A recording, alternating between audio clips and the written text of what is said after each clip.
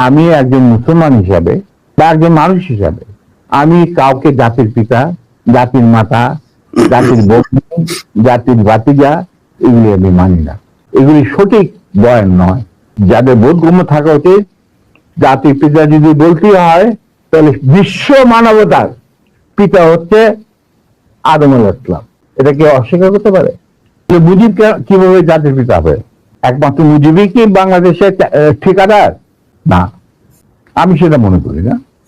মুজিব তো কোনোদিন স্বাধীনতা চাইনি বাংলাদেশের জন্য। He never wanted that Bangladesh should be independent.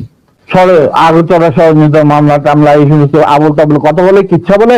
আসল কিচ্ছা তো আগরতলা মানে স্বাধীনতার কথা সেনাবাহিনীর এক তরুণ অফিসার প্রথম চিন্তা করেছিল। তিনি ছিলেন কমান্ডার ওয়াজেন হোসেন, পাকিস্তান নেভির চৌকুশ অফিসার।